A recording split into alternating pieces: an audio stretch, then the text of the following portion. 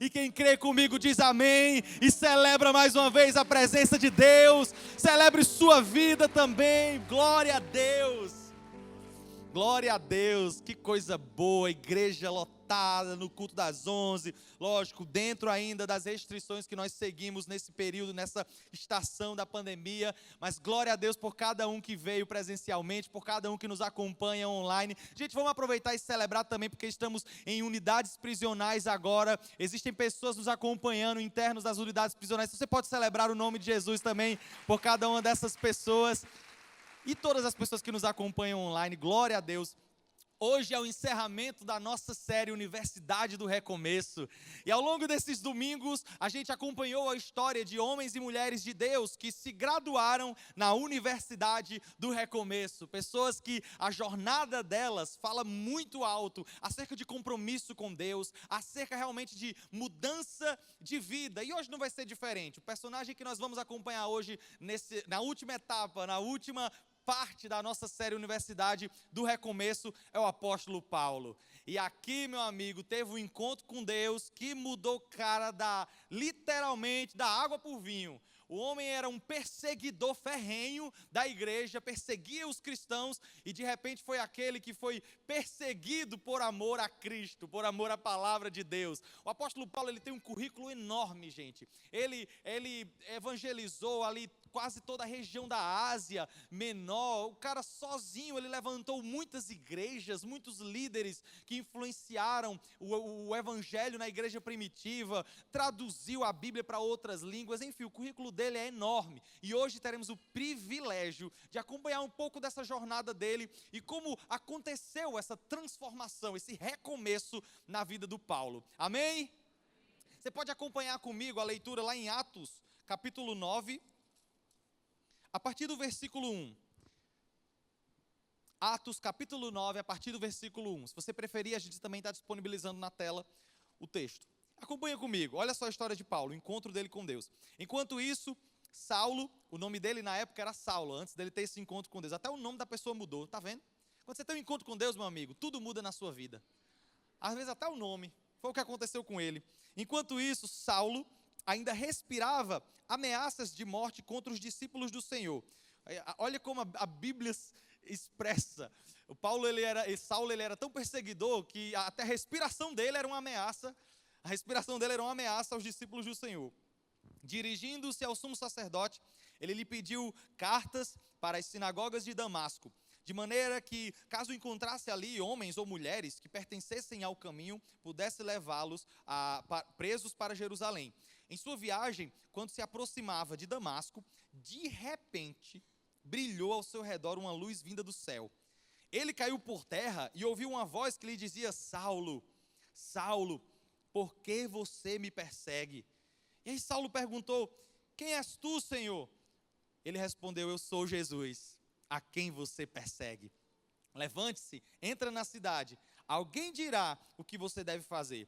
Os homens que viajavam com Saulo pararam emudecidos, ouviam a voz, mas não viu ninguém. Saulo levantou-se do chão e, abrindo os olhos, não conseguia ver nada. E os homens o levaram pela mão até Damasco. Por 3 dias ele esteve cego, não comia nem bebeu. Em Damasco havia um discípulo chamado Ananias. O Senhor o chamou numa visão: Ananias, eis-me aqui, Senhor, respondeu Ananias.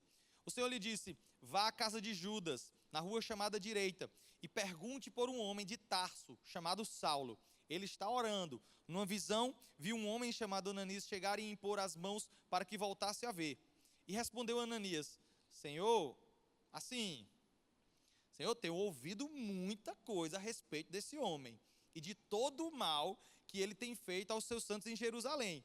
Ele chegou aqui eu não sei se o senhor está sabendo, mas ele chegou aqui com a autorização dos chefes dos sacerdotes para prender todo mundo, todos os que invocam o teu nome. Mas o Senhor disse a Ananias: vá, este homem é um instrumento escolhido para levar o meu nome perante os gentios e seus reis e perante o povo de Israel. Mostrarei a ele quanto deve sofrer pelo meu nome. Então, apareceu no caminho por onde você... Então Ananias foi, entrou na casa, pôs as mãos sobre Saulo e disse: irmão Saulo, o Senhor Jesus, que apareceu no caminho por onde você vinha, enviou-me para você, para que você volte a ver e seja cheio do Espírito Santo. E imediatamente, algo como escamas caiu dos olhos de Saulo, e ele passou a ver novamente. Levantando-se, foi batizado, e depois de comer, recuperou as forças. Saulo passou vários dias com os discípulos em Damasco, e logo começou a pregar nas sinagogas que Jesus é o Filho de Deus. Meu Deus, você pode celebrar essa história, gente, celebrar esse recomeço que Saulo teve. Eu amo essa história, porque essa história mostra, sabe o que? Que tem jeito para mim. Quando eu vejo uma história como a de Saulo, alguém que perseguia, como o texto fala, ele respirava perseguição, ele respirava vontade de matar, de destruir aqueles que se dissessem cristãos, e ele teve um encontro com Jesus. Deixa eu logo dizer uma coisa para você de antemão: quando você tem um encontro com Jesus, meu amigo, é impossível você sair da mesma forma, tudo em você muda, você começa a ser transformado. E foi o que aconteceu com Saulo. Ele teve esse encontro com Jesus e ele passou por uma experiência de transformação.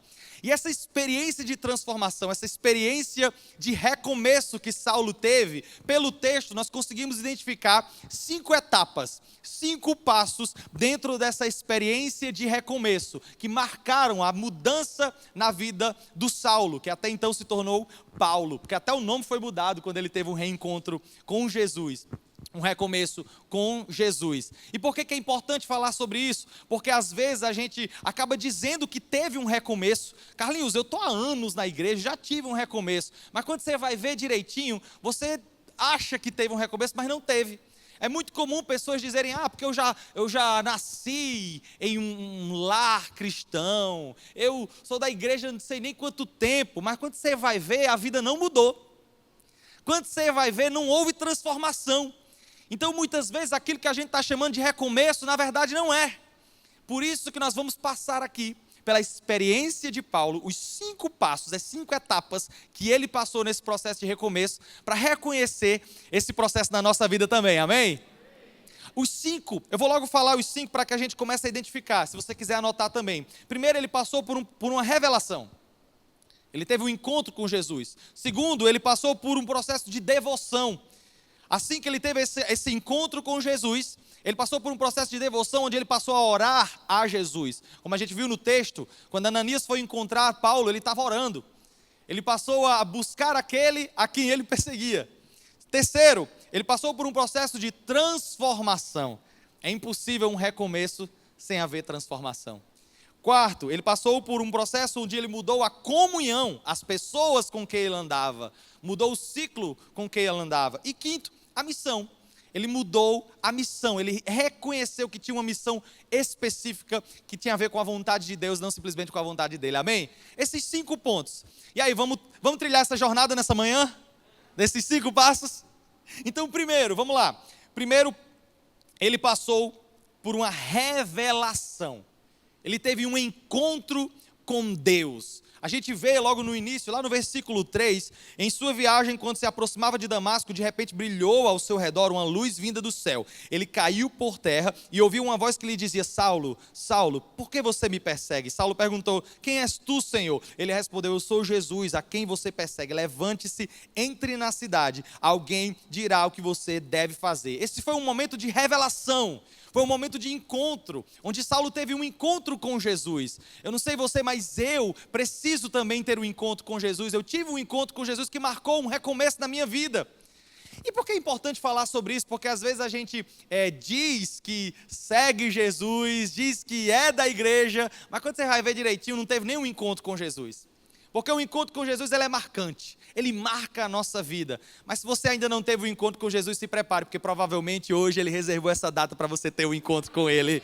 Para você ter um encontro com Jesus que transforma a sua vida, que transforma a sua casa, que transforma tudo ao seu redor. Um encontro com Jesus. E é interessante, gente, olhar essa experiência que Saulo teve, porque ela é comum em outros personagens que a gente vê na Bíblia, outras pessoas que a gente vê na Bíblia. Por exemplo, profeta Isaías, que escreveu, temos um livro também na Bíblia do profeta Isaías. Ele teve um encontro com Jesus, e aí eu vou deixar isso como um dever de casa para vocês. O Isaías teve um encontro com Deus, então leiam o capítulo 6 de Isaías. Capítulo 6 do livro de Isaías, narra bem direitinho o encontro que ele teve. Mas é interessante notar que no encontro dele, quando ele viu o Senhor, o texto disse: e eu vi o Senhor assentado sobre um trono alto e sublime, e ali os seres celestiais o louvavam e diziam: santo, santo, santo. E é interessante que quando Isaías teve essa revelação, esse encontro com Deus, a sensação, a expressão de Isaías foi de dizer o seguinte: ai de mim, porque eu sou um homem de lábios impuros, habito no meio de um povo de impuros lábios, e os meus olhos viram o Senhor. Meu amigo, é impossível você ter um encontro com Deus, você ter um encontro com Jesus e você não ser confrontado. Quando você tem um encontro com Jesus, você é confrontado, você é transformado. E deixa eu dizer uma coisa, mais uma vez eu vou dizer isso: você precisa ter um encontro com Jesus, não é simplesmente a pessoa que está do seu lado. Essa palavra é para mim, não é só para o próximo. Eu preciso de um encontro com Jesus, porque é esse encontro quem irá transformar completamente a minha vida, assim como transformou a vida de Paulo, amém? Todos nós precisamos, mas uma outra etapa que percebemos também na vida de Paulo, é que ele teve essa revelação, ele teve esse encontro com Deus, esse encontro com Jesus, e então ele passou por um processo de devoção. Ou seja, quando busco intimidade com Deus, ele não só teve um encontro com Jesus, como ele passou a buscar Jesus, buscar se relacionar com Jesus. E gente, quando a gente fala de relacionamento, deixa eu dizer uma coisa: relacionamento não é só falar, é ouvir também. O texto fala, lá no versículo 7, no capítulo 9 que a gente estava lendo, no versículo 7, aliás, lá no final, quando Deus fala para Ananias, lá no versículo 12, o Senhor lhe disse: vá à casa de Judas, na rua chamada direita, e pergunte por um homem de Tarso chamado Saulo. Ele está orando. Saulo já estava orando, já estava buscando a Deus. Numa visão, viu um homem chamado Ananias chegar e impor-lhe as mãos para que voltasse a ver. Sabe o que eu acho interessante desse texto? É que Saulo ficou cego, depois que teve esse encontro com Jesus. E ele estava orando. E enquanto ele estava orando, Deus já estava agindo. Quando Deus fala com Ananias, ele fala: nesse momento Saulo está orando. Ou seja, ele estava agindo enquanto ele estava orando. Sabe o que isso me diz também, abrindo um parênteses aqui nessa mensagem? Que enquanto você está orando sobre algo, Deus está agindo. Enquanto você está conversando com Deus, Deus está operando um milagre. Quando você nem sequer está enxergando, Deus já está fazendo. Pois então não deixe de orar, não deixe de buscar, não deixe de falar com Deus, porque enquanto você ora, meu amigo, Ele movimenta céus, Ele movimenta terra, Ele age em seu favor, enquanto você está orando. Da mesma forma como Ele fez com Ananias. Ele falou para Ananias: olha, Saulo, nesse momento ele está orando, e vai ao encontro dele. Então é interessante observar isso dentro desse texto, e também é interessante observar que Saulo, assim que ele teve esse encontro com Jesus, ele passou a se relacionar com Jesus. Porque a oração, gente, oração é relacionamento com Deus, é conversar com Deus. E enquanto você conversa com Deus, alguma coisa muda dentro de você. Então não adianta dizer que você passou por um recomeço se você não passou a se relacionar com Deus. Sabe por que é interessante também dizer isso? Porque às vezes a gente usa pessoas, a experiência de outras pessoas, como muleta espiritual. Porque a minha mãe é muito gospel, a minha mãe é muito evangélica, eu vou no céu na barra da saia dela. Não busque não, parrê. Vá se confiando. Ou então, não, porque, olha, eu estou sem tempo para orar, mas minha esposa ora por mim e por ela. Vá se confiando. Às vezes você usa a pessoa do seu lado que tem um relacionamento com Deus como um amuleto espiritual. Não, acontece até de gente usar pessoas como profeta de estimação, Ao invés de buscar resposta em Deus, vai buscar resposta em profeta. Mas isso não acontece aqui não, graças a Deus. Quem precisa buscar a Deus sou eu. Graças a Deus, porque minha esposa realmente ela é mais crente do que eu, gente. Eu tenho que confessar. Parece que ela tem uma ligação diferente com Deus. Que às vezes Deus fala uns negócios só através dela. Às vezes eu estou cego querendo fazer um negócio que... Aí ela, não, mas amor, o certo é isso, tem que fazer isso. Aí eu fico com raiva. Mas às vezes eu olho assim, eu vou orar com raiva e digo, Deus, parece que o Senhor se juntou com ela contra mim. Brincadeira, gente, mas acontece. Mas sabe o que eu estou querendo dizer? Ela é muito, graças a Deus, ela busca muito a Deus, ela é muito crente, mas isso não vai definir o meu relacionamento com Deus. Eu preciso buscar a Deus também. Eu preciso me relacionar com Deus. Ei, você não use a experiência espiritual da sua esposa, do seu esposo, do seu amigo, da sua mãe, do seu pai, como uma muleta espiritual. Você precisa entrar na presença de Deus. Você precisa buscar a Deus. Você precisa conversar com Deus, se relacionar com Deus. Se isso não acontece na sua vida, provavelmente é porque você ainda não recomeçou. Mas hoje a oportunidade está aberta para a Universidade do Recomeço. Tem matrícula aberta na Universidade do Recomeço. Glória a Deus por isso. E é interessante porque às vezes a gente pensa assim, mas Carlinhos, eu confesso que acho bonito as pessoas orando, entra aqui, né, termina o louvor, vê uma pessoa orando, com palavras bonitas e tudo mais. Eu não tenho essas palavras bonitas todas para falar na presença de Deus. Eu não tenho esse dialeto gospel para falar na presença de Deus, como se Deus fosse movido a dialeto.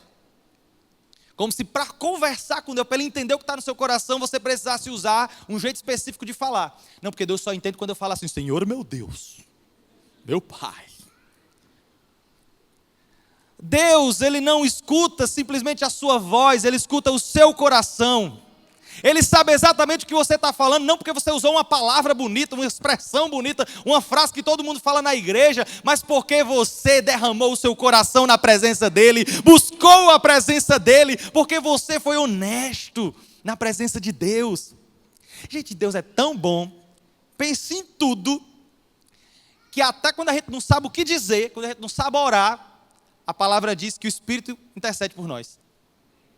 Olha aí, Romanos 8, 26. Romanos 8, 26 e 27. Da mesma forma, o Espírito nos ajuda em nossas fraquezas, pois não sabemos como orar. A gente não sabe como orar, mas o próprio Espírito intercede por nós com gemidos inexprimíveis. E aquele que sonda os corações e conhece a intenção do Espírito, porque o Espírito intercede pelos santos de acordo com a vontade de Deus. Meu irmão, se você está preocupado com a frase que você vai usar, com a forma como você vai falar na presença de Deus, deixa eu dizer uma coisa, nem com isso você precisa se preocupar, porque tem um tradutor chamado Espírito Santo, que já traduz tudo que está no seu coração para Deus, para que Deus ouça a sua oração. O que nós precisamos é realmente ir para a presença dEle, se relacionar com Ele. E outra coisa, orar não é só falar, como eu disse, orar é falar e ouvir, porque às vezes a gente pensa que orar é simplesmente falar e pedir, né? E você pode pedir sim, ele disse, peça e será dado, bata e a porta se abre. Mas a oração não é só isso. Porque às vezes a gente está chegando para orar e faz assim, Senhor, eu quero isso, eu quero aquilo, eu quero aquilo. Ai, sim, Deus, faz isso, faz isso, faz isso. O Senhor podia pagar minha conta também, fazer aquilo, aquilo, aquilo, aquilo? Aí você começa a chegar num ponto que, vamos ser bem sinceros, parece que se confunde quem é Senhor e quem é servo. Quer dizer que Deus é seu Senhor agora e Ele só faz os favores para você? Ele é o seu servo agora? Que está só lhe servindo, lhe fazendo, lhe fazendo? Amigo, relacionamento é via de mão dupla. Você fala, mas você escuta. Você ouve e você obedece. Você não só ouve e deixa entrar no ouvido e sair no outro. Vai fazer isso com sua esposa? Vai dentro de casa, deixa ela falar com você, só escute. E não faça nada não. Por experiência própria, viu? Não dá certo não. Relacionamento você ouve, você aplica, você obedece. Por isso eu oro em nome de Jesus para que aqui só tenham pessoas que se relacionam com Deus, que falam com Deus, mas que escuta de Deus. E esse processo de devoção, onde você se relaciona com Deus, começa a mudar algo dentro de você, meu amigo. Glória a Deus por isso. Gente, se isso faz sentido para você, celebra o nome de Jesus aí no seu lugar.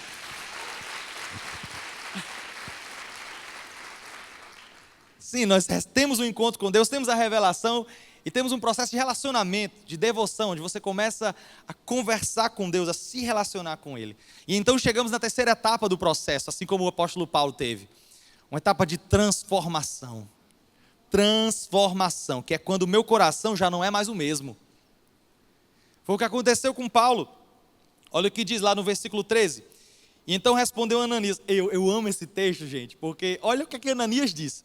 Quando Deus falou, né? Vai até lá, vai estar lá Saulo de Tarso e faz isso e isso. Aí no versículo 13 Ananias respondeu: Senhor, rapaz, eu tenho ouvido muita coisa a respeito desse homem aí.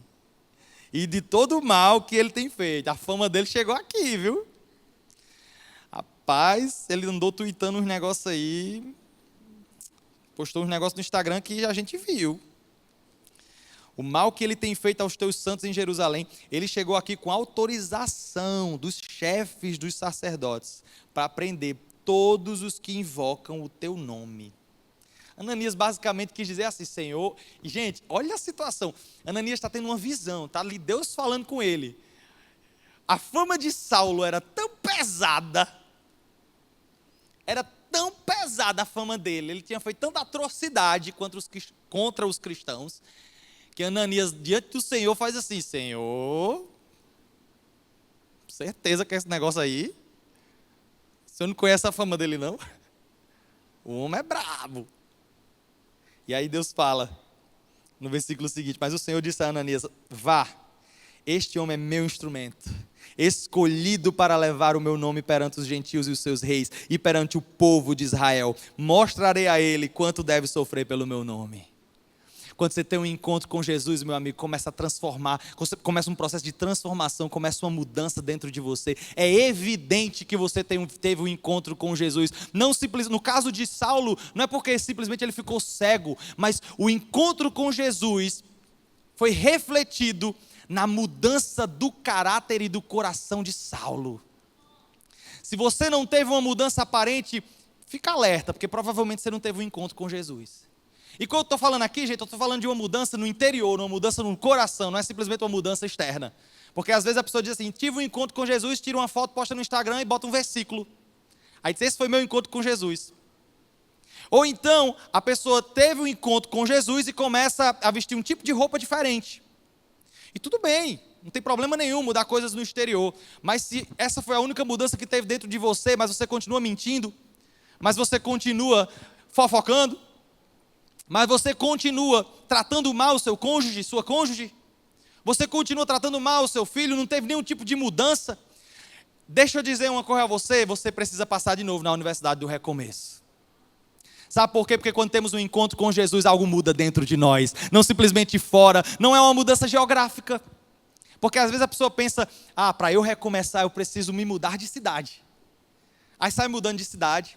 Ou então, para eu ter uma mudança, eu preciso mudar de relacionamento. Mas aqui, meu casamento não está dando certo. Talvez se eu casar de novo, largar minha esposa e procurar uma outra esposa, aí vai dar certo. Aí você começa a achar que transformação tem a ver com de fora para dentro. Mas deixa eu dizer, a transformação que Deus provoca dentro de você é uma transformação de dentro para fora. Ele vai mudar quem você é. Não vai simplesmente mudar as coisas fora do seu contexto, mas vai mudar o seu coração. E aí, quando o seu coração for transformado, meu amigo, pode se preparar, porque você vai ver as coisas lá fora mudando. Mas porque mudou primeiro aqui. Mudou primeiro no seu coração. Foi o que aconteceu com Paulo, com Saulo. Ele teve uma transformação no interior. É tipo, quando a gente até colocou isso aqui como ilustração, se alguém liga para você e diz assim: olha, bati o carro, não tenho como sair daqui, pode me ajudar? A pessoa vai lá ajudar. Quando chega lá que olha o carro, não tem nenhuma marca, nenhum arranhão. Você não vai nem acreditar que teve uma batida. Não tem marca, né? Não teve batida aqui não, o carro nem arranhou. Onde é que foi essa batida? Foi num espuma? Bateu num travesseiro? A mesma coisa, certos tipos de mudança que a gente diz que teve. Teve um encontro com Jesus e não teve transformação, como é isso? É impossível. Quando você tem um encontro com Jesus, algo dentro de você muda, e as pessoas começam a enxergar não uma mudança externa, mas uma mudança no seu caráter, uma mudança na sua vida, uma mudança na sua mente. Quando temos um encontro com Jesus, algo em nós muda. transformação. Esse foi o terceiro passo. Recapitulando, o primeiro foi a revelação, o encontro que ele teve. Segundo, a devoção, ele passou a orar, ele passou a se relacionar com Jesus. Terceiro, a transformação, ele passou por um processo de transformação. E o quarto, uma das etapas que eu mais gosto, a comunhão. Quando invisto em relacionamentos que edificam. Saulo começou a mudar as pessoas com quem ele andava. A gente viu que primeiro Judas recebeu ele em casa. E gente, esse Judas aqui não é o mesmo Judas que traiu Jesus não, viu? Esse é um Judas, gente boa. Judas recebeu ele em casa. Judas poderia muito bem também ter feito como Ananias, né? Só questionado, esse homem aí não é peça boa não vou receber não. Mas ele só recebeu. E na igreja é impressionante, gente, como Deus coloca pessoas na nossa vida que nos recebe. Às vezes sem querer nem saber seu passado. Sabe uma coisa que eu celebro? E eu vou celebrar aqui com vocês. Grupo de crescimento. Eita coisa boa, é grupo de crescimento, é ou não é? GC. Porque é um ambiente saudável onde você chega, as pessoas não estão aí para saber do seu passado, o que você fez, elas vão te receber, vão te acolher, assim como Judas acolheu a Saulo. Quando passamos por um processo de recomeço, a gente precisa se cercar de pessoas assim, que irão nos receber. Mas não só isso, Deus também colocou na vida do Saulo, Ananias. E a figura de Ananias representa, sabe o quê? Pessoas com maturidade. Pessoas com maturidade de quem a gente se acompanha para crescer com elas, para aprender com elas. Mentores. Ah, gente, como eu amo o privilégio de ter mentores nessa casa. Pessoas que são muito melhores do que eu em áreas específicas com as quais eu posso me aconselhar, conversar, aprender. Pessoas como Ananias, que ajuda a alinhar a sua visão, ajuda a alinhar os seus pensamentos sobre determinado assunto. Gente, ninguém aqui é bom o suficiente que não precise de alguém. Ninguém é bom o suficiente que não precisa aprender. Ninguém já aprendeu o suficiente que não tem mais nada para aprender. Por isso Deus coloca na nossa vida Ananias, pessoas que nos ajudam a aprender. Busque andar com essas pessoas. Busque andar com pessoas que te ajudam. Sim, ande com pessoas que te aceitam, mas também ande com pessoas que te confrontam. Ame o confronto. Ame o ensino. Sabe por quê? Porque a gente cresce muito mais no confronto do que no elogio. Às vezes a gente quer andar só com pessoas que nos elogiam, né? Às vezes a gente quer andar só com pessoas que dizem assim, muito bem, tapinha nas costas, você foi bom, valeu, uau. Como fala aqui na igreja, né? Uau. Uau. Mas busque pessoas que irão acrescentar na sua vida, que irão agregar valor, e não simplesmente pessoas que vão lhe botar no buraco mais fundo ainda. Ei, se seu ciclo de amigos está arranjando só programação sem futuro para botar você em buraco mais fundo ainda, provavelmente você precisa mudar o ciclo de amigos. Desculpa lhe informar. Ah, mas esse meu amigo aqui, ele frequenta um GC também. Sim, aí isso é a garantia de que ele não vai errar, não é?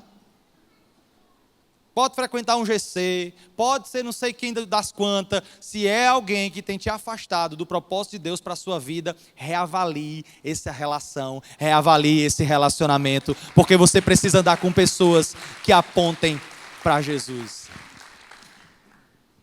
A gente vê também a figura de Barnabé, dos discípulos. Ou seja, Saulo mudou completamente o ciclo de amigos que ele estava. E, gente, eu acho tão interessante falar sobre isso que na minha vida eu sempre entendi uma coisa. Eu até já falei isso aqui outras vezes na igreja. Eu sou muito influenciável.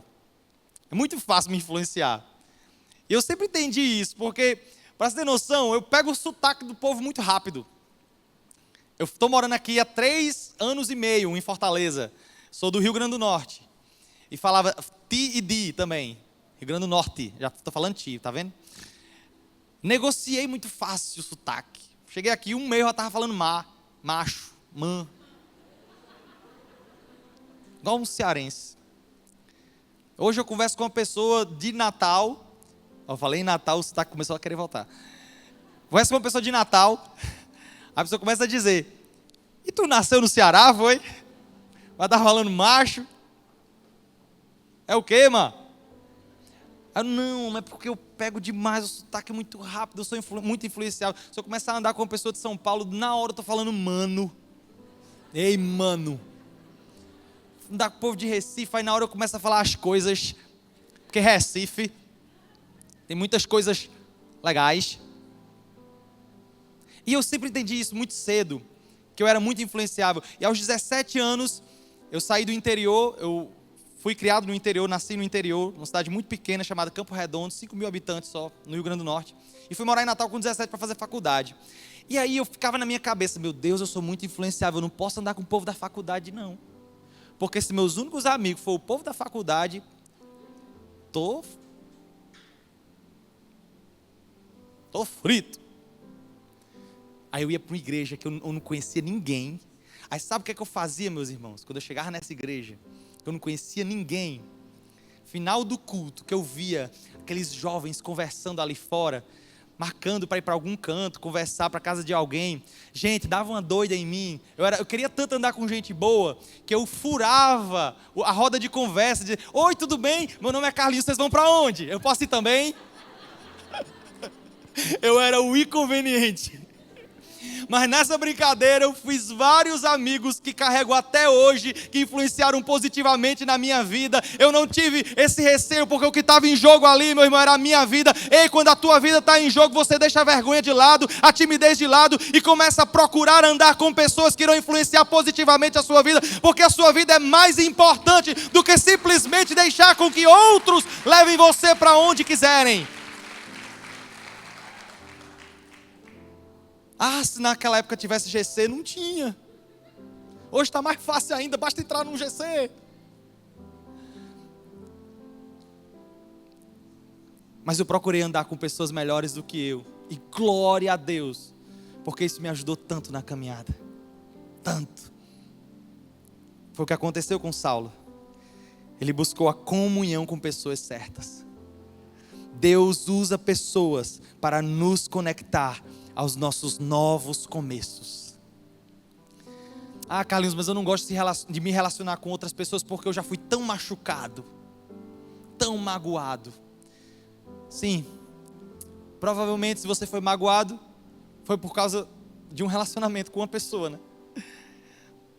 Um cachorrinho não vai magoar você, um gatinho não vai magoar você, provavelmente foi uma pessoa. Mas da mesma forma que relacionamentos nos machucam, são relacionamentos que nos curam. Sabe o que é que Deus vai usar para curar você? Relacionamentos saudáveis. Quanto mais você se fechar numa bolha, onde você não deixa ninguém acessar, não deixa ninguém se aproximar, fica naquele cantinho fechado, não quero me relacionar com ninguém, mais você adoece, mais você piora. Mas quando você se permite, quando você permite que outras pessoas comecem a acessar o seu coração e procura relacionamentos saudáveis, Deus começa o processo de transformação em você. Processo de transformação em você. Da mesma forma que foi com Saulo.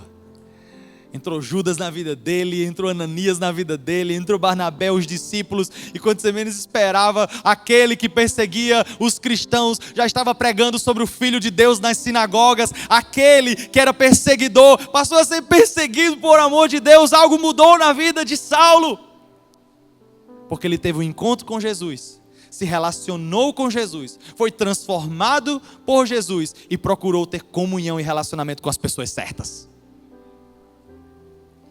E a última etapa que nós observamos na missão, na vida de Paulo, que também observamos nos novos começos da nossa vida, é que Paulo teve clareza acerca da missão de vida dele. Missão.